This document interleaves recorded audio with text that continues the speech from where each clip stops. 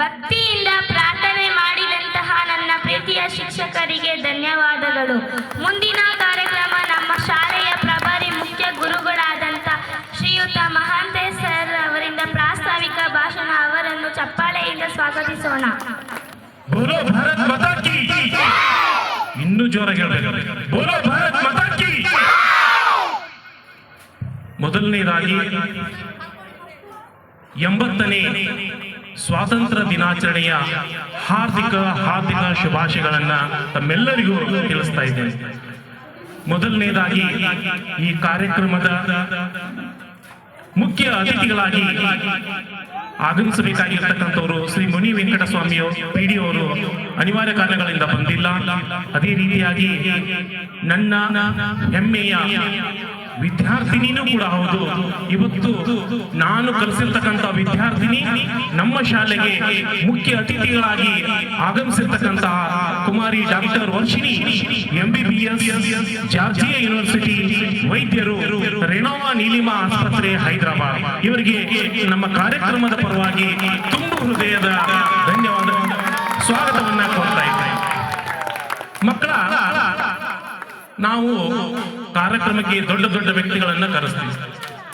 ಇವ್ರನ್ನ ಯಾಕೆ ಕರೆಸಿದ್ದೀವಿ ಅನ್ನೋದಕ್ಕೆ ಒಂದು ಮುಖ್ಯವಾದ ಕಾರಣವನ್ನು ತಿಳಿಸ್ಬಿಡ್ತೀನಿ. 2000 ಸುಮಾರು 10 ವರ್ಷಗಳ ಹಿಂದೆ MTB ಜ್ಞಾನ ಜ್ಯೋತಿ ವಿದ್ಯಾನಿಕೇತನ ಅಂತಕ್ಕಂಥ ಒಂದು ಶಾಲೆ ಮಹದೇವಪುರ ಬೆಂಗಳೂರಲ್ಲಿ ಬರುತ್ತೆ. ಎಷ್ಟು ವರ್ಷದ ಹಿಂದೆ? 10 ವರ್ಷದ ಹಿಂದೆ ಅವರು ನನಗೆ ವಿದ್ಯಾರ್ಥಿನಿ. ಯಾವ ಕ್ಲಾಸಿಂದ ಯಾವ ಕ್ಲಾಸ್ ಅಂದ್ರೆ 6ನೇ ಕ್ಲಾಸಿಂದ 8ನೇ ಕ್ಲಾಸ್ ವರೆಗೆ. ಇವಾಗ ಅವರು MBBS ಮುಗಿಸಿ ಡಾಕ್ಟರ್ ಆಗಿದ್ದಾರೆ. ಅಂದ್ರೆ ಸುಮಾರು 10 ವರ್ಷಗಳ ಹಿಂದೆ ನನಗೆ ವಿದ್ಯಾರ್ಥಿನಿ ಅವರು. ಇವತ್ತಿಗೇನು ಅವರಿಗೆ ನಾನು ಕಾಲ್ ಮಾಡಿ ಈ ತರ ನಮ್ಮ ಶಾಲೆ, ಒಂದು ಚಿಕ್ಕ ಶಾಲೆ, ಪುಟ್ಟ ಶಾಲೆಗೆ ಒಬ್ಬ ಅತಿಥಿಗಳಾಗಿ ಆಗಮಿಸಬೇಕು ಅಂತಕ್ಕಂಥ ಒಂದು ಮಾತನ್ನು ಹೇಳಿದಾಗ ಅವರು ಹೈದರಾಬಾದ್ ಇಂದ ನಿನ್ನೆ ರಾತ್ರಿ ಹೊರಟು ಬೆಳಗ್ಗೆ ಬಂದು ಬೆಂಗಳೂರಿಂದ ಇಲ್ಲಿ ಬಂದು ತಲುಪಿದ್ದಾರೆ. We have to salute you ಕಮ್ಮಿ ಅಂತಕ್ಕಂಥದ್ದು. ಆಮೇಲೆ ಅವರು ರಷ್ಯಾದಲ್ಲಿ ಮೊದಲು ಉಕ್ರೇನ್ ಅಲ್ಲಿ, ನಿಮ್ಗೆಲ್ಲ ಗೊತ್ತಿದೆ, ರಷ್ಯಾ ಮತ್ತು ಉಕ್ರೇನ್ ನಡುವೆ ಯುದ್ಧ ನಡೀತದೆ, ದೊಡ್ಡ ಯುದ್ಧ. ಉಕ್ರೇನ್ ಅಲ್ಲಿ ಎಷ್ಟೊಂದು ಜನ ಸತ್ತೋದ್ರು. ಉಕ್ರೇನ್ ಇಂದ MBBS ಮಾಡ್ಬೇಕಂತ ಹೋಗಿರೋರೆಲ್ಲ ವಾಪಸ್ ಬಂದ್ರು.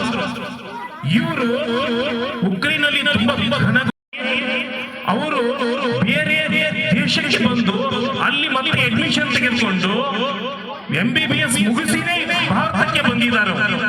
ಇಂತಹ ದಿಟ್ಟ ವಿದ್ಯಾರ್ಥಿನಿಯನ್ನ ನಾವು ಈ ಒಂದು ಕಾರ್ಯಕ್ರಮಕ್ಕೆ ಕರೆಸಿರ್ತಕ್ಕಂಥದ್ದು ಅತ್ಯಂತ ಅರ್ಥಗರ್ಭಿತವಾಗಿದೆ ಅಂತಕ್ಕಂಥದ್ದು ನನ್ನ ಭಾವನೆ ಅಂತಕ್ಕಂಥದ್ದು. ಮಕ್ಕಳ, ನೀವು ಅಷ್ಟೇ ಸುಮಾರು ಜನ ವಿದ್ಯಾರ್ಥಿಗಳು ಏನ್ ಮಾಡ್ತಾರೆ ಹೇಳಿ, 1 ವರ್ಷ 2 ವರ್ಷ 3 ವರ್ಷ ನಾವು ಕಲಿಸಿರ್ತೀವಿ ಅವರಿಗೆ, ಮತ್ತೆ 1-2 ವರ್ಷ ಗ್ಯಾಪ್ ಆದ್ರೆ ತಿರುಗು ನೋಡಲ್ಲ. ಇವತ್ತಿಗೂ ನನಗೆ ಅವ್ರು ಕಾಲ್ ಮಾಡ್ತಾರೆ, ವಿಶ್ ಮಾಡ್ತಾರೆ, ಬರ್ತಡೇ ಬಂದ್ರೆ ವಿಶ್ ಮಾಡ್ತಾರೆ, ಶಿಕ್ಷಕರ ದಿನಾಚರಣೆ ಬಂದ್ರೆ ವಿಶ್ ಮಾಡ್ತಾರೆ. ಅಂದ್ರೆ ನಾನು ಏನ್ ಹೇಳ್ತಾ ಇದ್ದೀನಿ ಅಂದ್ರೆ, ನಮ್ಮಲ್ಲಿ ಶ್ರದ್ಧೆ, ಶಿಸ್ತು, ಕಮಿಟ್ಮೆಂಟ್, ನಮ್ಮ ಕೆಲಸದ ಬಗ್ಗೆ ಇರ್ತಕ್ಕಂತ ಒಂದು ಗೌರವ ಭಾವನೆ ಇದ್ರೆ ನಾವು ಒಂದು ಉನ್ನತ ಮಟ್ಟಕ್ಕೆ ಹೋಗ್ಬೋದು ಅನ್ನೋದಕ್ಕೆ ಉದಾಹರಣೆ ಡಾಕ್ಟರ್ ವರ್ಷಿಣಿ ಅಂತಕ್ಕಂಥವ್ರು ನಾನು ತುಂಬಾ ಹೆಮ್ಮೆಯಿಂದ ಹೇಳಕ್ಕೆ ಬಯಸ್ತಾ ಇದ್ದೀನಿ. ಅದಕ್ಕಾಗಿ ಈ ಒಂದು ಕಾರ್ಯಕ್ರಮಕ್ಕೆ ಅವರು ಆಗಮಿಸಿದ್ದಾರೆ. ಅವರಿಗೆ ನಾನು ನಿಜವಾಗ್ಲೂ ತುಂಬು ಹೃದಯದ ಧನ್ಯವಾದಗಳನ್ನ ಹೇಳಲಿಕ್ಕೆ ಬಯಸ್ತಾ ಇದ್ದೇನೆ. ನೀವು ಕೂಡ ಅಷ್ಟೇ ಮಕ್ಕಳ, ಮುಂದೊಂದು ದಿನ ನೀವು ಈ ಶಾಲೆಯಲ್ಲಿ ಕಲಿತು ಬೇರೆ ಶಾಲೆಗೆ ಹೋಗಿ ಉನ್ನತ ವ್ಯಾಸಂಗ ಮಾಡಿ ಒಂದು ದೊಡ್ಡ ಹುದ್ದೆಗೆ ಹೋದ್ರೆ ನಿಮ್ಮನ್ನು ಕೂಡ ನಾವು ಇದೇ ರೀತಿ ನಮ್ಮ ಶಾಲೆಯ ಮುಖ್ಯ ಅತಿಥಿಗಳಾಗಿ ಕರೆಸುವ ಒಂದು ಭಾಗ್ಯ ನಮ್ದಾಗ್ಲಿ ಅಂತಕ್ಕಂಥ ಮಾತನ್ನು ಹೇಳ್ತಾ, ಇಲ್ಲಿ ಇವತ್ತು ಸ್ವಾತಂತ್ರ್ಯ ದಿನಾಚರಣೆ ದಿನ ನಾವೇನ್ ಮಾಡ್ಬೋದು? ನಮ್ಮ ಸ್ವತಂತ್ರ ಹೋರಾಟಗಾರರು ತಮ್ಮ ತನು ಮನ ಧನವನ್ನು ಅರ್ಪಿಸಿ ನಮಗೆ ಸ್ವಾತಂತ್ರ್ಯ ಕೊಟ್ಟಿದ್ದಾರೆ. ಸ್ವಾತಂತ್ರ್ಯ ಅಂತಕ್ಕಂಥದ್ದು ನಮಗೆ ಜವಾಬ್ದಾರಿಯನ್ನ ಕೊಟ್ಟಿದೆ.